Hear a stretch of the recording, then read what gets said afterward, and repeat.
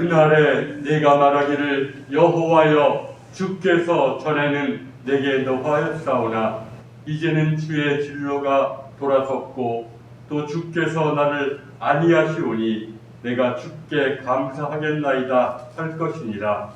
보라, 하나님은 나의 구원이시라.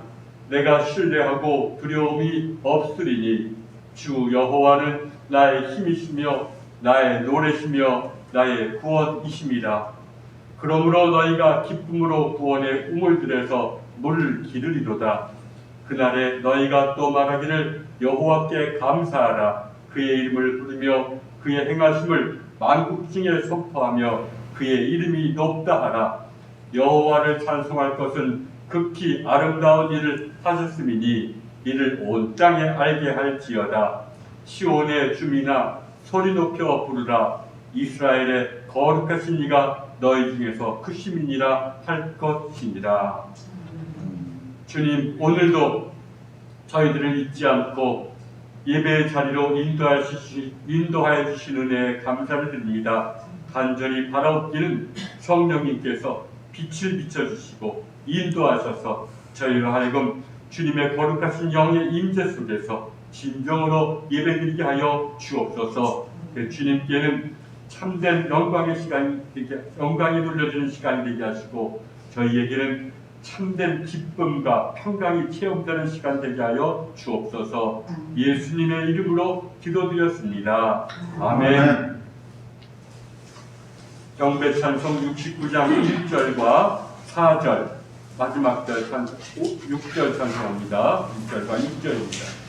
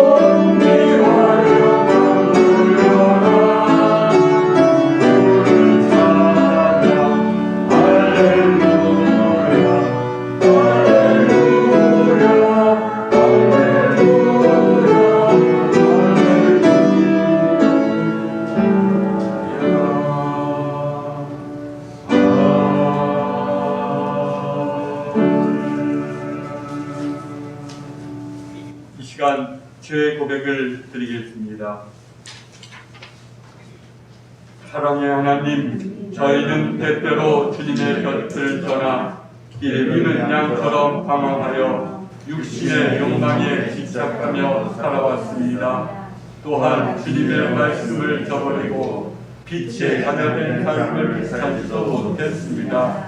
용서의 하나님, 죄를 고백하고 회개하는 저희의 기도를 주시고 자비와 긍휼을 베풀어 주옵소서. 우리 주 예수 그리스도의 이름으로 기도드립니다. 아멘. 죄 사함 받기를 원하는 교우 여러분, 용서하시는 하나님의 말씀을 들으십시오. 만일 우리가 우리 죄를 자백하면 그는 미쁘시고 의로우사 우리 죄를 사하시며 우리를 모든 불의에서 깨끗하게 하실 것이요. 아멘. 교동문 117번입니다.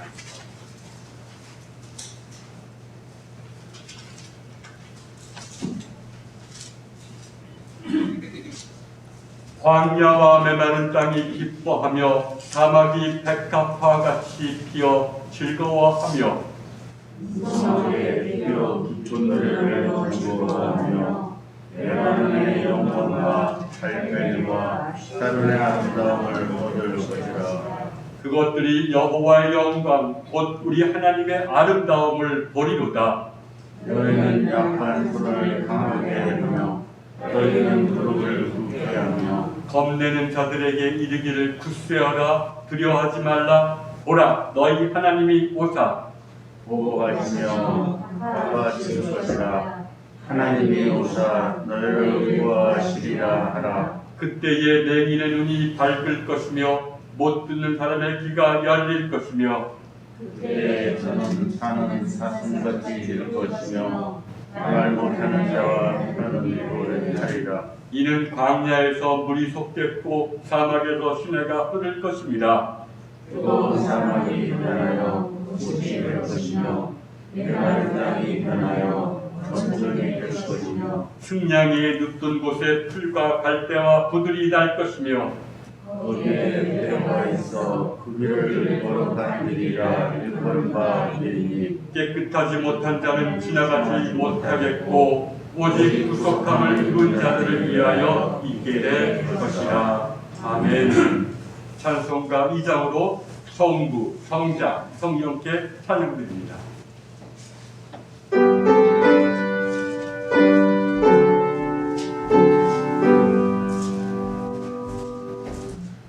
찬양 성부 성자 성령 성삼위일 제께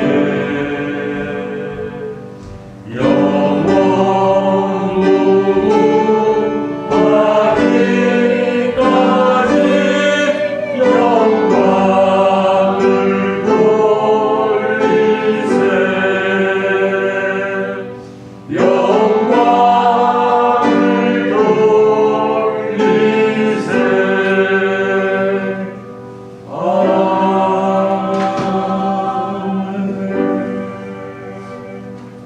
이제 장로님 기도 인도합니다.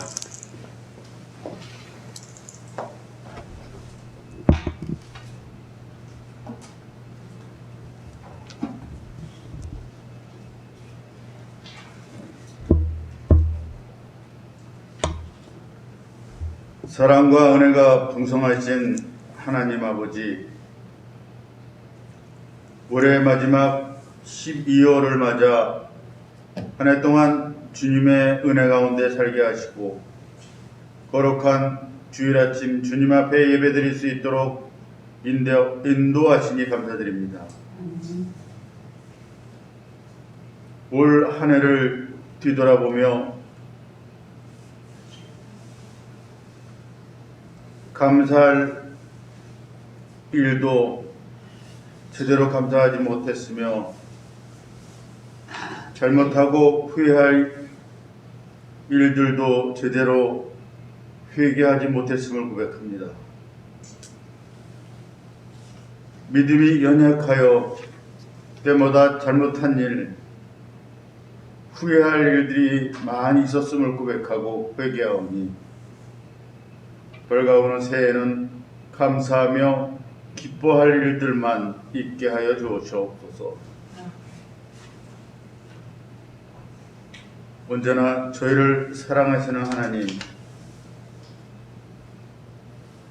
올 한 해 동안도 코로나로 정신없이 달려왔지만 이 위기를 현명하게 대처하여 우리에게 다시는 고통과 두려움을 당하지 않게 회복의 은혜를 베풀어 주시옵소서. 교회를 위하여 기도드립니다. 새해에는 예배가 회복되고 사랑과 은혜가 충만한 교회 되게 하옵소서. 복음화를 위해 늘 기도하시는 목사님께 성령의 능력을 더하셔서 우리의 마음을 열어주시고 하나님의 말씀으로 순종하며 믿음의 확신을 갖고 살아가게 인도하여 주시옵소서. 오늘도 어려운 가운데서도 보이지 않는 곳에서 섬기며 봉사하는 손길들이 있습니다. 은혜를 더해 주시고 기쁨과 찬양이 넘치는 하나가 되게 하여 주시옵고, 우리의 가족 가운데 추위와 함께 불편한 몸으로 한 해를 보내는 이들에게도 큰 축복을 주셔서 걱정과 근심이 없는 새해를 맞이할 수 있도록 은혜 내려 주시옵소서. 이 모든 것 감사드리며 예수님의 이름으로 기도드립니다. 아멘. 찬송가 105장 1절과 마지막 절입니다.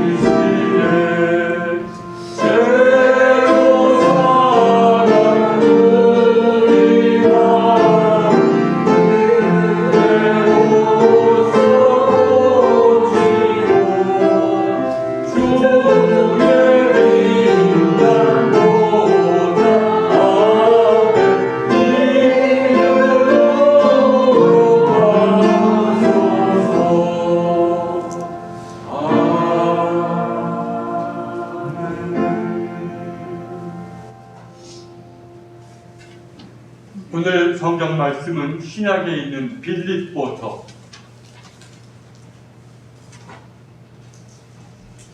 4장 4절부터 7절까지의 말씀입니다. 제가 봉독하겠습니다. 주 안에서 항상 기뻐하라. 내가 다시 말하노니 기뻐하라. 너희 관용을 모든 사람에게 알게 하라. 주께서 가까우시니라. 아무것도 염려하지 말고 다만 모든 일에 기도와 간구로 너희 구할 것을 감사함으로 하나님께 아뢰라. 그리하면 모든 지각에 뛰어난 하나님의 평강이 그리스도 예수 안에서 너희 마음과 생각을 지키시리라. 아멘.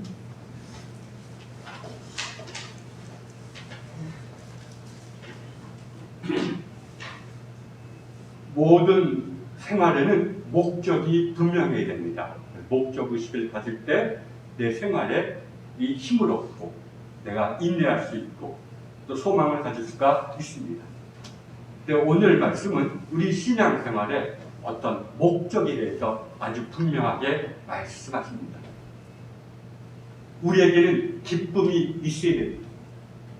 연호 예비학자는 참 니체를 인용하면서 기독교에 대한 가장 혹독한 비난이 바로 니체의 비판, 곧 그리스도에게 기쁨이 없다는 것이다 라고 얘기한 적이 있습니다.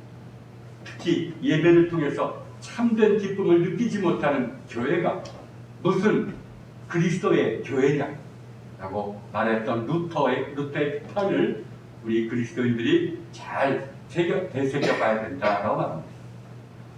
어떤 우리 신앙생활의 목적인 어떤 구원, 죄에서 건져내고 하나님과 교제하는 그런 삶의 특징 가운데 하나가 기쁨인데, 우리에게 기쁨이 없다면 그거는 우리에게 뭔가가 잘못되어 있다는 증거라는 것입니다. 다시 그렇습니다. 예배나 기도나 또 삶 속에서 기쁨이 있어야 됩니다. 네, 그것은 바로 하나님을 내가 만났다는, 하나님이 나와 함께 하신다는 증거가 바로 마음속의 기쁨이기 때문입니다. 또 하나는 오늘 말씀 중에서 나오는 것이 평강입니다. 평강. 평강은 하나님이 주시는 것입니다. 내적으로는 평강이요, 외적으로는 우리가 평화라고 얘기합니다. 사람과 사람 사이에 가족이 평화로워지는 것, 이것도 하나님의 귀한 구원의 은총입니다. 그러나 사람 마음대로 안 됩니다. 또 내 마음의 평강, 이것도 하나님이 주시는 것입니다. 우리가 때때로는 우리가 평화의 도구로 살고 있는지를 잘 한번 돌아보고, 또 가끔 기도하는 가운데나 무엇 중에서 마음의 평강의 흔적이 오래 지속되지는 않더라도 잠깐이라도 있었는지를 우리가 되새겨 보아야 됩니다. 이런 기쁨과 평강보다 더 큰 개념이 있는데, 그건 바로 그리스 말로 마카리우스라는 말, 우리가 옛날 성경에서는 복이라고 번역을 했죠. 원래 행복이라는 뜻입니다. 이게 가장 큰 것입니다. 그래서 교부들은 구원을 행복이란 말로 바꿔 쓰기도 했습니다. 누구나 다 행복하기를 원하지 않습니까? 그러나 행복의 어떤 증거들이 기쁨이요, 또 그런 행복의 징표들이 때로는 평강이라는 것입니다. 이외에도 물론 성경들은 이런 참된 행복의 여러 가지 증거들에 대해서 얘기하고 있죠. 그러나 오늘 말씀은 이런 참된 행복의 두 가지 증거, 기쁨과 그리고 평강에 대해서 먼저 선포하고 있습니다. 행복이란 무엇입니까? 우리가 무언가를 얻었을 때 행복감을 느끼기도 하지만 그건 오래가지 않습니다. 다음에는 또 그걸 가지고 행복해하지도 않습니다. 어릴 때에는 뭔가 조금만 물건 하나 있을 때 행복을 느꼈지만 시간이 가니까 그거 아무리 많이 얻어봐야 행복감을 느끼질 못합니다. 다른 것들도 마찬가지입니다. 참된 행복이란, 그래서 무엇인지 많은 철학자들과 또 영성가들과 또 많은 사람들이 행복이 무엇인가 라는 물음을 물었고 오늘도 묻고 있습니다. 그러나 한 가지 공통된 의견이 있으면, 행복이란 우리의 뜻이 또 우리의 존재가 아주 충만하게 실현된 상태다라고 말합니다. 나의 존재가 충만하게 성취되고 내 뜻이 나도 모르게 이루어진 상태, 이런 상태를 우리가 행복이라고 부른다라고, 좀 어렵지만 그렇게 정의를 내렸습니다. 이럴 때 성경에 의하면 이러한 자기가 완전히 충만하게 실현된 상태, 하나님이 창조하신 이 내가 하나님의 뜻에 맞게 완전히 실현된 상태 속에서 인간이 느끼는 게 행복감인데, 그건 바로 하나님과 교제할 때, 하나님과 연합할 때, 그래서 인간은 자기 자신을 완전히 실현한다고 얘기를 합니다. 우리의 힘으로는, 세상이 주는 것으로는 우리가 우리 자신을 온전히 실현할 수 없습니다. 오직 하나님을 만나고 하나님과 하나 되고 하나님과 혼연하고 있을 때, 그래서 인간이 본래의 모습으로, 아니 하나님이 원하시는 모습으로 자기 자신을 완전히 성취시킨다는 겁니다. 이것을 가리켜 성경은 행복이라고 얘기합니다. 이런 행복에 이르는 길을 십계명도 얘기하고 예수님도 얘기했죠. 환상선교란 사실은 행복에 이르는 어떤 길에 대해서 예수님이 복음을 증거하신 것입니다. 이럴 때 우리에게는 생각들이 사라집니다. 어려운 말로는 정념이라고 하는데, 이제 어떤 상한 감정에서부터 나오는 악한 생각들이 다 사라집니다. 상처받은 감정에서 여러분 악한 생각이 나오는 법입니다.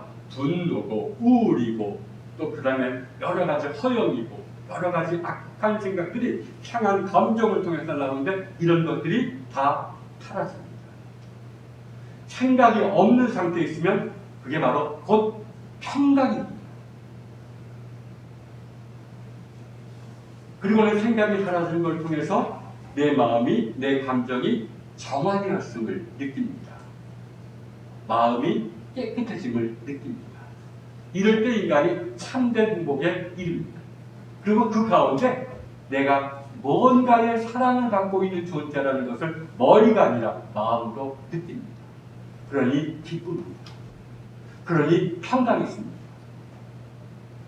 여러분, 제가 잘은 모르지만 사랑받고 자란 사람과 사랑받지 못하고 자란 사람이 참 차이가 많이 납니다.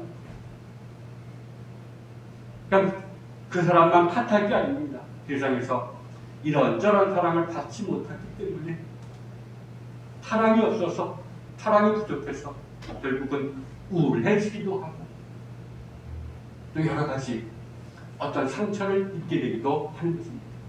그런데 알 수 없는 어떤 내가 세상이나 그런 것으로도 사랑받지 못한다 할지라도 무언가 사랑을 받고 있는 존재다라는 것을 느낄 때 비로소 행복감을 느끼고 그리고 마음에 평강이 오고 기쁨을 찾아온다는 겁니다. 그 사랑이라는 것은 바로 다름 아닌 사랑이신 하나님의 사랑이겠죠. 보이지 않지만 그 온 천지 만물을 지으신 그분의 사랑을 어렴풋이 마음으로 느낄 때 인간이 행복하다는 겁니다. 여러분, 내가 남편의 사랑을 받고 있다라는 아내는 행복하다고 얘기합니다. 또 내가 부모님의 사랑을 받고 있다는 것을 자녀가 알면 자녀는 든든해집니다. 하물며 하나님의 사랑을 내가 받는 존재구나 라는 것을 마음속에 깨달으면 그때부터 행복이 시작되는 겁니다. 그래서 내가 하나님의 사랑을 받고 있는 존재라는 것을 알게 될 때 우리에게 주어지는 것이 바로 마음이 하나님을 신뢰하는 믿음이 주어집니다. 그러니까 믿음이란 하나님의 사랑에 늦든 자에게 선사되는 것입니다. 그러니까 내가 하나님의 사랑을 받는지는 몰라도 하나님을 신뢰한다면 내 마음이 하나님의 사랑을 느끼고 있다는 증거이기도 합니다.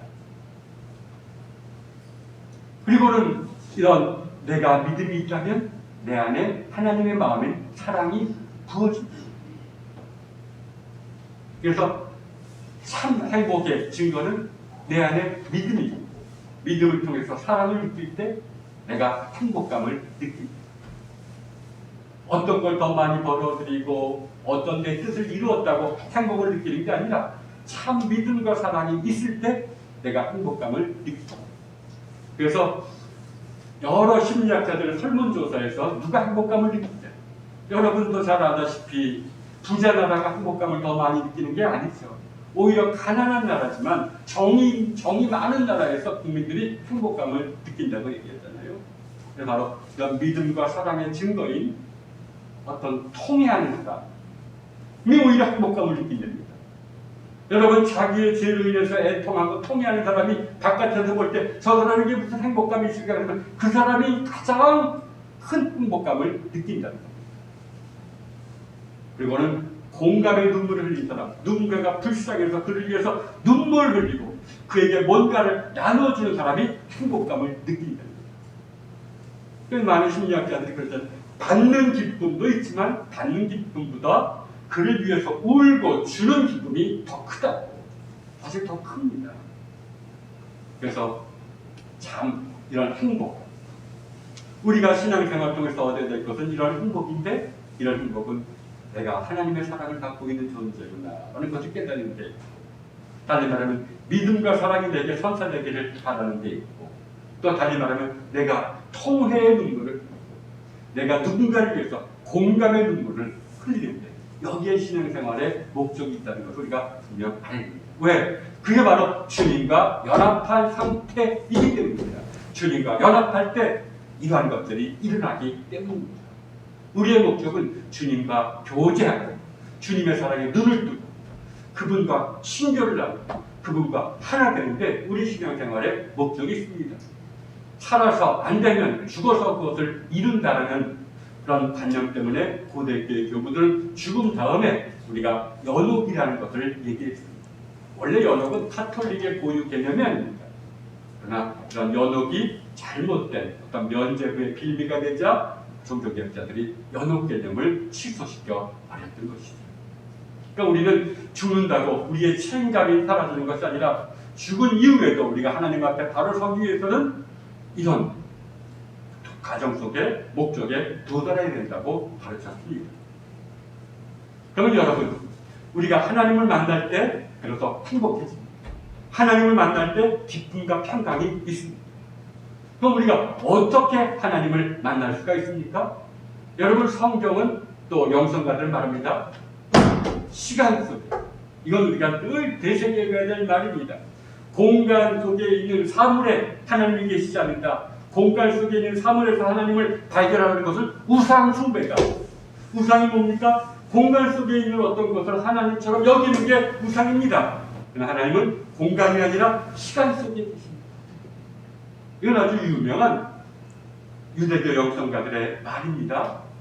그런데 시간이란 우리가 흔히 어디선가 내게 와서 잠깐 있다가 흘러가 버려서 없어지는 것을 시간이라고 생각하죠.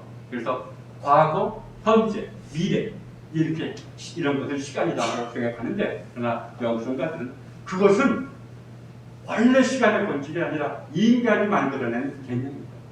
과거와 현재와 미래와 현재와 과거로 이어지는 이런 흐름 속에 있는 시간이라는 것은 인간들이 만들어낸 개념에 불과하다고 말합니다. 그럼 왜 이렇게 이런 개념들이 나왔냐? 인간이 공간 속에 있는 그 어떤 것에 집착할 때 시간을 과거와 현재와 미래로 나누어 생각하며 이렇게 흘러가 소멸된다고 생각합니다. 사실 여러분이 세상 안에 있는 어떤 것에 집착한다면 가장 먼저 떠오르는 것이 미래, 아직 있지도 않은 미래.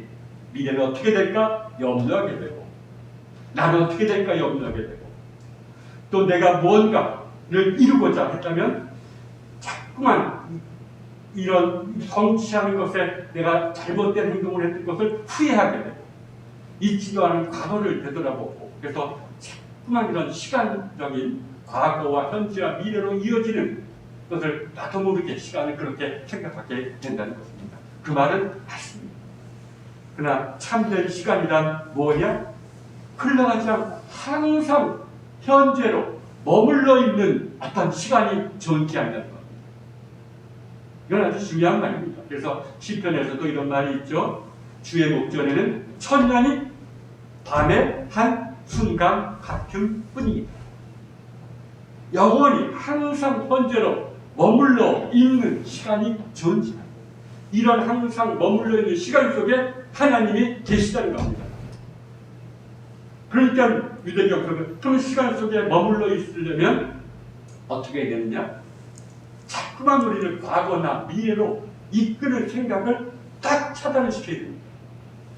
공부할 때도 자꾸만 우리들의 생각은 과거나 미래로, 일을 할 때에도 집중하지 못합니다. 그러나 지금 이 순간에 집중할 때 그 사람은 다름 아닌 하나님을 만나게 된다는 것입니다. 여러분, 아주 유명한 유대교 사상가 헬셀은 이렇게 말합니다. 하나님은 공간의 사물 속에 계신 것이 아니다. 오히려 하나님은 시간의 이 현재의 이 순간 속에 계신다. 당신이 이 순간 속에 머물 수만 있다면 당신은 하나님을 만날 수가 있다라고 말하고, 헨리 나우엔이라는 영성가도 이렇게 말합니다. 하나님은 현재의 하나님. 하나님은 언제나 이 순간에 계십니다. 하나님을 머금지 않은 사람은 없습니다. 왜? 누구에게나 이 순간은 있기 때문에. 근데 우리는 이 순간에 머물지 않고 자꾸만 어디 머뭅니까? 과거에 머물고 미래에 머물기 때문에 우리와 함께 하시는 하나님을 보지를 못한다는 겁니다. 느끼지를 못한다는 겁니다. 사실 그렇습니다. 이런 시간은 참 신비로웠기 때문에 대다수 사람들은 이런 항상 지금 현재로 머무는 이러한 어떤 신비를 의식을 못합니다. 나우엔이라는 영성가가 말했듯이 인간은 과거에 대한 후회와 미래에 대한 염려가 우리가 현재에 머무는 것을 방해하기 때문입니다. 그러나 미래에 대한 염려가 사라지고 과거에 대한 후회가 사라진다면 우리는 지금 이 순간에 머물 수가 있습니다. 그때 나타나는 가장 큰 특징이 평강입니다. 여러분 만약에 신앙생활 속에서 평강을 체험했다면 그때 무슨 걱정이 있습니까? 미래를 생각합니까? 과거에 후회합니까? 물론 대다수의 사람들은 시간이 끊임없이 이어지는 흐름으로 생각합니다. 그러나 이렇게 생각한 게 오래되질 않았습니다. 그러나 유대교와 성경의 영성가들은 오히려 이러한 통속적인 시간 이해를 인간이 어떤 공간 속에 존재하는 그 사물에 집착하기 때문에 생겨나는 잘못된 관념이라고 합니다. 따라서 지금 이 순간에 머물기 위해서는 모두 우리가 공간 속에 있는 그 어떤 사물에 집착하고 있는지를 바라봐야 됩니다. 집착하고 있다면 그것을 내려놓아야 됩니다. 그런 모든 세상에 대한 집착을 내려놓는 것을 유대교 영성가들은 회개라고 말합니다. 십계명에서 말하는 회개가 뭐냐? 모든 하나님 아닌 것에 집착하고 있는 너의 마음을 풀어놓아라. 바로 그런 것이다. 사실 교부들은 2세기부터 5세기까지 기독교 영성을 지도해왔던 교회 지도자를 가리킵니다.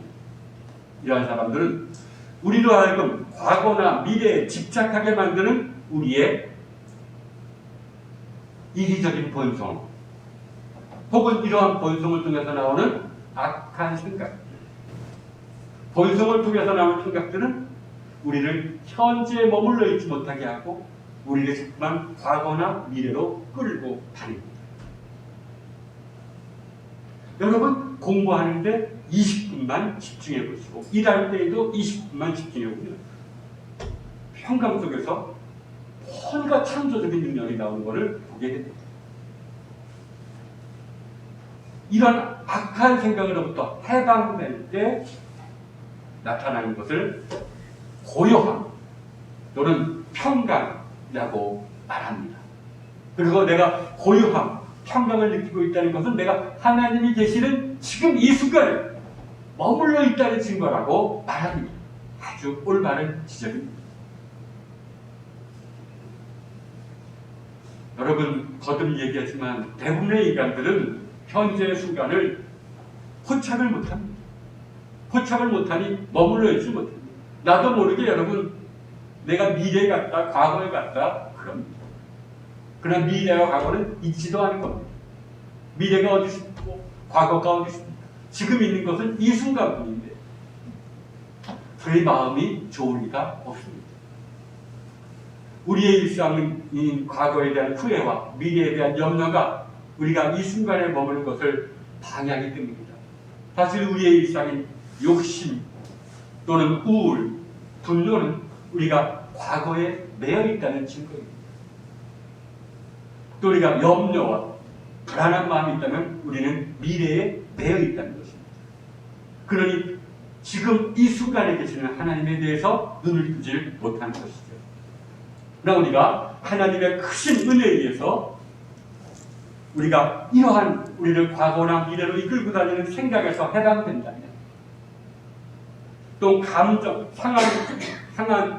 상처받은 감정에서 나오는 그런 생각에서부터 해방된다면 우리는 지금 이 순간에 머물 수가 있게 되는 것입니다. 이럴 때 우리는 평강 혹은 고요함 속에서 내가 하나님의 말씀을 들은 줄을 내 마음이 깨닫습니다. 그때 기쁨과 평강을 체험할 수가 있는 것입니다. 그러나 여러분, 이러한 순간에 우리가 만나는 은혜를 교부들은 그리스도의 은혜라고 합니다. 그리스도를 만났다는 것입니다. 왜? 이 순간에 우리는 그리스도의 사랑에 눈을 뜨고 그리스도를 신뢰하는 믿음이 주어지며 이러한 믿음을 통해서 그리스도의 마음인 사랑이 우리 마음속에 부어지기 때문입니다. 우리가 우리를 과거와 미래로 끌고 다니는 생각으로부터 해방될 때 우리를 해방시켜 주신 분은 다름 아닌 그리스도였다는 사실을 알게 됩니다. 내 마음이 그리스도를 신뢰하고 그분의 마음이 사랑을 내가 받게 되었다는 것이 이에 대한 증거라고 얘기를 합니다. 그러니까 여러분, 통회와 믿음과 사랑을 다른 말로 하면 통회. 깊이 내 죄에 대해서 애통해서 눈물을 흘리고 이웃이 불쌍해서 눈물을 흘리는 것, 이게 바로 믿음과 사랑의 또한 증거입니다. 그러니까 여러분, 통회할 때 시간 가는 줄 모릅니다. 누군가가 불쌍해서 신정 눈물을 흘려 기도한다면 시간 가는 줄 모릅니다. 그러나 마음은 평안합니다. 마음속에 알 수 없는 기쁨이 있습니다. 이게 바로 하나님이 계시는 이 순간 속에 머물러 있는 상태이기 때문에 그런 것입니다. 그래서 여러분, 이 순간에 우리가 할 수 있는 것이 아무것도 없습니다. 그리스도의 은혜가 임하는 순간 인간은 아무것도 할 수가 없습니다. 전적으로 주님이 깊은 영성가들만이 바로 이때 주님이 우리를 치유해 주시고 우리의 상처를 치유해 주시고 우리를 정화시켜 주는 것을 가만히 바라보게만 인간이 할 수 있는 것은 아무것도 없습니다. 이러한 맥락에서 종교개혁자들은 구원은 오직 은혜에 의해서 이루어진다는 말이 여길 두고 하는 말입니다. 마음의 평강은 우리가 그리스도를 만날 때 그리스도에 의해서 온전히 이루어지는 것이다 라고 얘기를 하는 것이죠. 그래서 여기서 물음이 생깁니다. 그렇다면 그래, 그리스도의 은혜에 의해서 그리스도에 의해서만 우리에게 참된 구원이 주어지고 평강이 주어지고 행복이 주어진다면 우리는 그냥 가만히 그리스도가 오실 때까지 기다려야 하는가? 이렇게 아무것도 하지 않고 기다리려고 하는 사람들도 있었습니다. 이런 사람들 가운데 대표적인 사람들이 퀘이커 교도들입니다. 아무것도 하지 않으려고 합니다. 그리스도가 오시기만 기다립니다. 그러나 초대교회부터 오늘날까지 기독교의 전통은 아니다 라고 말합니다. 사실 교부들은 회개를 실천하고 마음을 정화시키려는 수행의 행위 없이는 그리스도의 은혜를 받아들일 수 없다는 사실을 또한 강조합니다. 그래서 에바그리우스라는 사람이 이렇게 유명하게 말하죠. 내 안에 상처와 분노를 쌓아놓고 하나님을 바라볼 수 있다고 생각하는 사람은 어리석다. 왜? 그것은 바로 수없이 구멍난 물통에 물을 가져다가 붓는 사람들이기 때문에. 그러니까 오직 하나님의 은혜, 그리스도의 은혜에서 우리의 마음에 평강이 주어지는데 그렇다고 우리가 가만히 있어도 안 된다는 겁니다. 바로 이 말은 말장난이 아니다. 그리스도의 은혜가 있는 반면에 성령님의 은혜가 있습니다. 그러나 우리 교회가 삼위일체를 좀 많이 배워야 됩니다. 우리는 그리스도의 은혜에 의해서만 구원받습니다. 맞는 말입니다. 그러나 그리스도의 은혜와 더불어 성령님의 은혜를 함께 받아들입니다. 성령님의 은혜는 우리에게 빛을 비춰주시고 우리를 선한 길로 인도하시는 것이 성령님의 은혜입니다. 성령님의 은혜는 우리가 거부할 수 있습니다. 성령님께서 우리의 실상을 보여주시고 우리에게 선한 길을 일깨워주셨을 때 싫어요. 나중에 하겠습니다. 마음속에 기도하는 가운데 깨달음이 있어요. 깊은 감동이 있습니다. 근데 순종은 못하겠습니다. 성령님의 은혜를 우리가 거부할 수 있습니다. 그러나 그리스도의 은혜는 거부할 시간도 없습니다. 그리스도가 온전히 우리를 압도하면서 당신의 마음을 우리에게 부어주시기 때문에 그걸 거부할 수가 없습니다. 그래서 은혜에도 인간이 저항할 수 없는 그리스도의 은혜가 있고 인간이 저항하거나 받아들일 수 있는 성령의 은혜가 있습니다. 그 은혜가 이런 두 가지가 있다는 것을 우리가 알아야 됩니다. 그럴 때 이런 성경과 교부들의 말이 모순이 아닙니다. 어떤 곳에서는 오직 은혜라고 얘기해요. 어떤 때는 그러나 인간도 열심히 스스로 노력해야 된다고 도대체 어떤 게 맞는 거냐? 이건 바로 이런 은혜의 이런 두 가지 차원이 있다는 것을 간과했기 때문입니다. 여러분, 우리에게 다가오는 은혜는 두 가지가 있습니다. 그리스도의 은혜와 성령님의 은혜, 거부할 수 없는 은혜와 거부할 수 있는 은혜, 이 두 가지가 우리 안에서 이루어질 때 비로소 우리가 온전한 구원에 도달하게 되는 것입니다. 그때 평강이 주어지고, 그때 믿음과 사랑이 부어지고, 그때 통회와 공감의 눈물이 흘려져서 내 마음이 기쁨과 평강을 느끼게 되는 것입니다.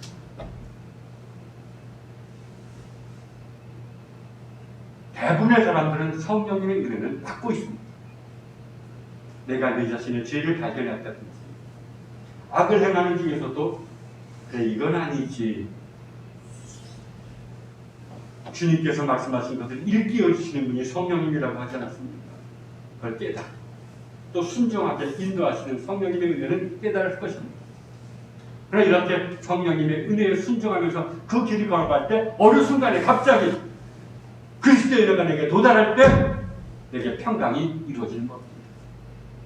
그러니까 진인사 대천명, 진인사 최선을 다한다는 것은 성령님의 인도하심에 최선을 다해서 순종할 때 그리스도의 은혜가 우리에게 오기를 기다려야 한다는 것입니다. 이렇게 성령님의 은혜와 그리스도의 은혜를 기다리는 장소를 교부들은 은혜의 수단이라고 합니다. 우리 신자들이 할 것은 이러한 것을 어렴풋이 알고 은혜의 수단에 참여하는 겁니다. 그런 은혜의 수단을 어떤 사람들은 회개, 내 삶이 하나님, 죄로부터 하나님께로 돌아가는 삶을 회개라고 했잖아요. 또 하나님의 계명을 지키는 것을 회개라고 말합니다. 하나님의 계명을 지키는 이런 회개라고 얘기하기도 하고, 교부들은 이것을 줄여서 수행이라고 말합니다. 마음을 정화시키는 행위들. 이런 수행과 기도, 이 두 가지가 바로 우리가 성령님의 은혜를 만나는 장소요, 또한 그리스도의 은혜를 기다리는 장소다라고 말합니다. 여러분, 대부분의 성도들은 성령님의 임재 속에 있습니다. 또 성령님께서 우리의 실상을 보여주는 것을 느낄 때가 있고, 또 성령님께서 선한 생각을 불러일으켜 주신 것을 느끼는 사람도 있습니다. 더 나아가서는 그런 생각에 순종하는 사람도 있습니다. 그러나 그리스도의 은혜는 갑자기 인간의 공적 없이 우리에게 오는 법입니다. 또 어떨 때는 예기치도 못하게 마음이 평강하고 마음이 기쁘고 마음속에서 통의 눈물이 흘러나올 때가 있습니다. 그러니까 우리는 늘 성령님의 인도하심에 순종하면서 주님께서, 그리스도께서 내게 오시기를 기다리는 사람이 되어야 되는 겁니다. 이런 것이 바로 진정한 그리스도인의 모습입니다. 이런 수행의 기본을 오늘 말씀이 얘기했습니다. 모든 염려를 내려놓아. 염려하지 마세요. 여러분, 사실 염려한다고 일이 해결됩니까? 안 됩니다. 오히려 우리의 몸과 마음만을 상하게 만듭니다. 그런데도 끊임없이 염려가 우리를 사로잡으려고 하는 것을 우리는 경험하죠. 우리 힘으로는 염려를 내어쫓을 수가 없습니다. 이 키에르 케고르가 얘기했죠. 불안은 죽음에 이르는 병이다. 염려는 사실 죽음에 이르는 병인데 우리 힘으로는 내어쫓을 수가 없어요. 그래서 마음속에 염려라든지 부정적인 생각이 들 때, 이때가 참 중요한 것을 주님께서 또 교부들이 가르쳐 주십니다. 이를 위해서는 훈련이 필요합니다. 염려를 먼저 바라볼 줄 아는 겁니다. 내 안에 어떤 염려가 있는가. 그리고 바라보면서 이런 염려에 휘둘리지 않고 사라질 때까지 정말 끈기 있게 바라보기만 하는 훈련이 필요합니다. 이것을 명상이라고도 얘기해요. 관상이라고도 얘기해요. 또 성경은 경성이란 말로 얘기합니다. 마음을 살피며 돌보는 행위입니다. 내게 이런 생각이 있구나. 이런 생각에 휘둘리지 않고 바라보는 그런 것이 너무나 힘들기 때문에 교우들은 이런 생각을 바라보면 즉시 주님의 이름을 부르십시오라고 합니다. 그런 것을 볼 때마다 주님, 어떤 사람들이 이것을 화살기도라고도 얘기하죠. 이것을 경성의 행위라고 얘기합니다. 이런 경성의 일을 포함하고 있는 것이 성경 묵상입니다. 성경 묵상하다 보면 나도 모르게 성경이 거울이 돼서 내 실상이 드러나요. 그리고 기도하게 됩니다. 이게 성경 묵상이 중요한 겁니다. 또 예수님이 관용을 얘기하죠. 이것도 수행입니다. 관용은 자비의 또 다른 이름입니다. 너그럽게 살아요. 용서하며 살고, 그리고 온유하게 살고, 이것이 수행입니다. 이게 여러분 쉽습니까? 우리 안에 이기적 자아가 있기 때문에 어렵습니다. 그러니까 이기적인 자아와 싸우는 길이라는 겁니다. 관대하게 사는 것, 자비롭게 사는 건 이게 바로 우리가 악한 생각, 악한 영과 싸우지 않으면 일어날 수가 없기 때문에 이 둘이 반드시 먼저 있어야 된다는 겁니다. 항상 경성, 마음을 살피는 그런 어떤 경성과 자비를 행하는 어떤 이런 관용은 참 모든 그리스도인에게 수행으로 간주되어 있습니다. 이게 바로 뭡니까? 성령님의 인도하심을 따르는 행위다. 성령님의 인도하심 없이는 어떻게 됩니까? 우리 안에 있는 염려나 타자의 불쌍함을 보질 못합니다. 내 안에 있는 염려를 보지 못하니 염려가 일어나면 바로 그 염려에 휘둘리고 맙니다. 또 다른 사람이 불쌍해 보이지도 않습니다. 성령님의 인도하심이 없으면 그저 속수무책으로 염려에 휘둘릴 수밖에 없고, 성령님의 부르심이 없으면 다른 사람을 너그럽게 바라볼 수가 없기 때문입니다.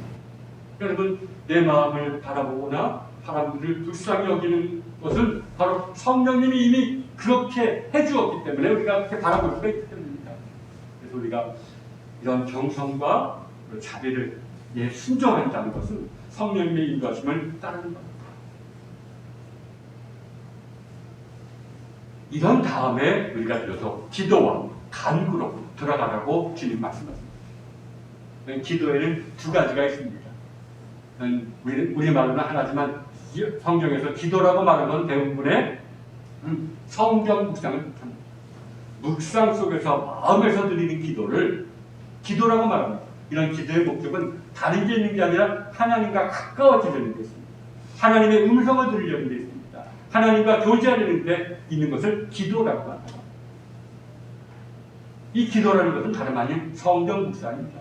성경을 묵상하고 마음이 뜨거워질 때 기도하고, 기도가 깊어지면서 주님을 느끼고 주님의 사랑을 느끼는 것, 이게 바로 성경에서 얘기하는 기도입니다.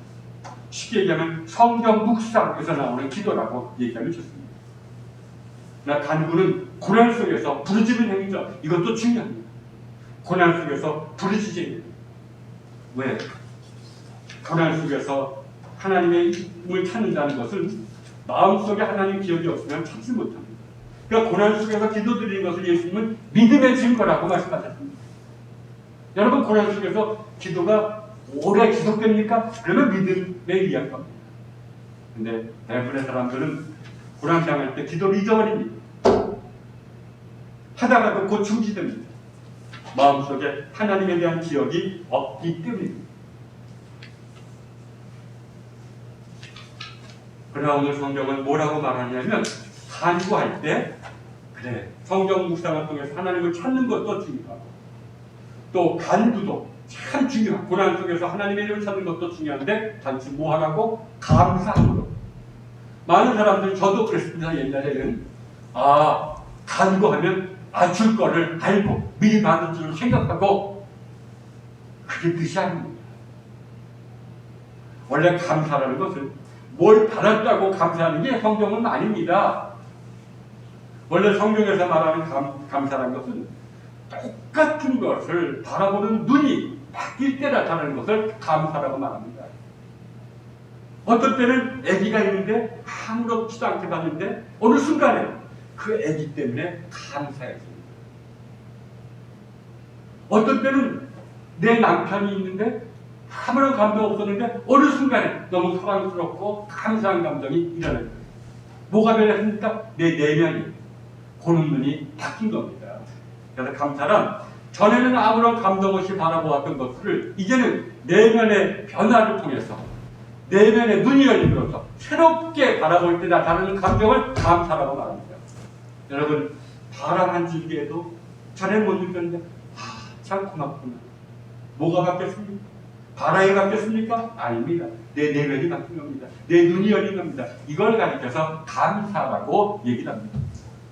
그러니까 세상을 이렇게 정의롭게 새롭게 바라보기 위해서는 우리가 눈이 떠져야 되는데, 눈이 떠지기 위해서는 은혜 없이는 안 됩니다. 감사할 수 있다는 것은 이미 은혜 받았다는 증거입니다.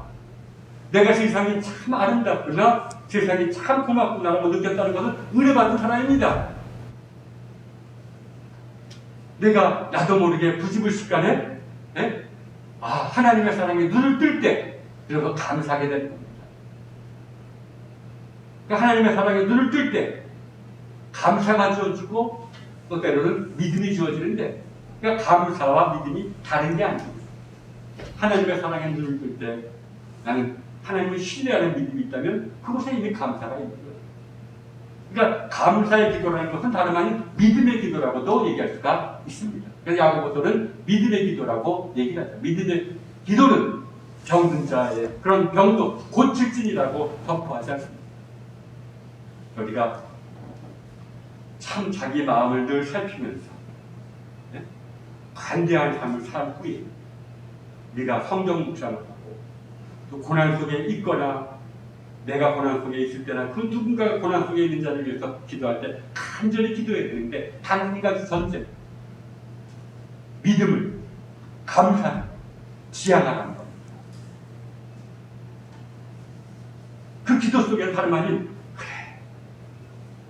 내 믿음과 감사라는 게 뭡니까? 내 마음이 하나님께 열리는 겁니다. 간구할 때 마음을 열어놓으라는 겁니다. 자칫 잘못하면 간구할 때 내 마음이 다치게 됩니다. 이거밖에 안 보이게 됩니다. 마음을 열어놓으라는 겁니다. 다 내가 이렇게 기도하고 하는 것도 하나님의 은혜지만 다 하나님께 맡기라는 겁니다. 하나님께 맡길 때 내 마음이 열리기 때문에. 그래서 참 간구할 때 반드시 주기도문을 드려요. 왜? 내 뜻대로 마옵시고 아버지의 뜻대로 하옵소서라고 고백했던 예수님에게 뭘 가르쳤습니까? 아버지의 뜻이 이루어지옵소서. 이게 주기도문의 기도입니다. 그러니까 간구의 기도 다음에 주기도문을 하는 이유가 다 여기 있습니다. 우리의 기도는 열린 기도가 되어야 됩니다. 최선을 다해서 기도했지만 하나님께 맡기는 기도가 되어야 됩니다. 그래서 간구할 때는 항상 주기도문을 하면서 우리 마음을 열어놓아야 됩니다.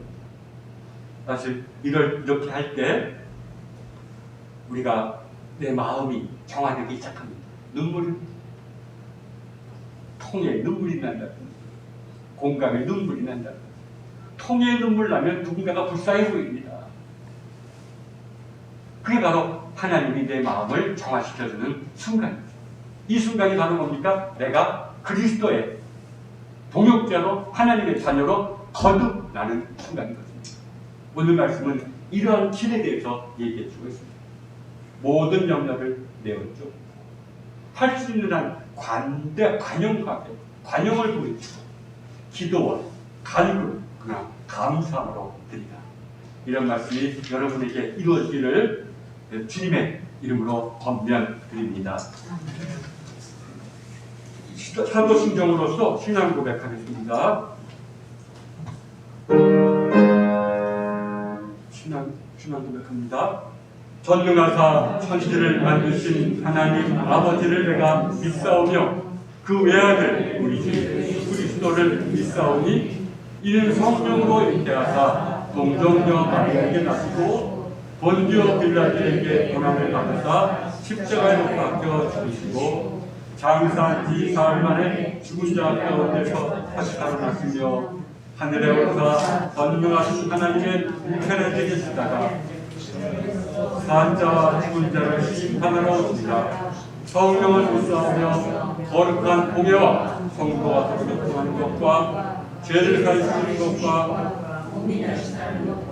영원히 사는 것을 믿사오나이다. 아멘. 539장 찬송하면서 봉헌합니다.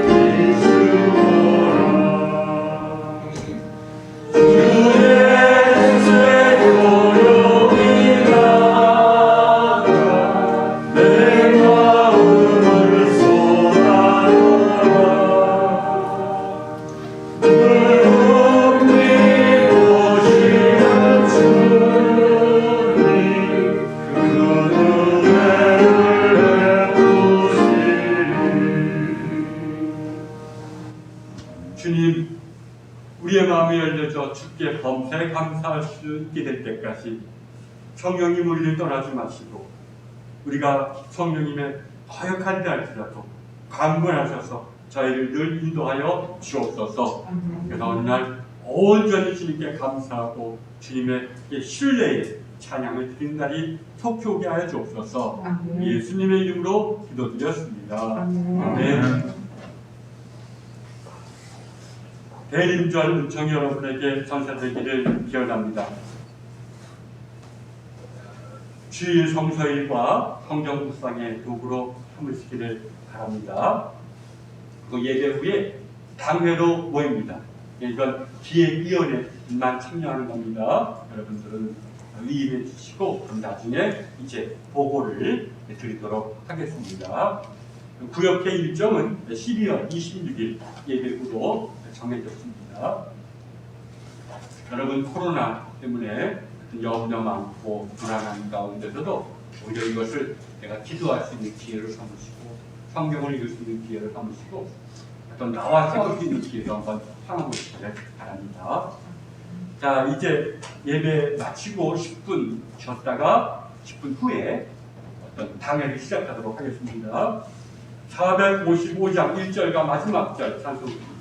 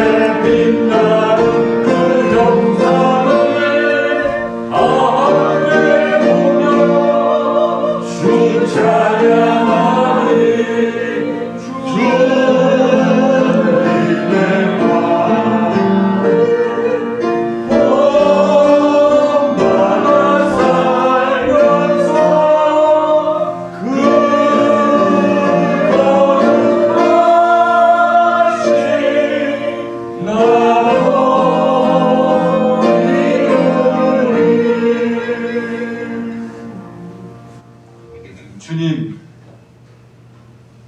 믿음의 연약함을 저희가 압니다. 저희 안에 얼마나 불순종하는 마음이 있는지도 압니다.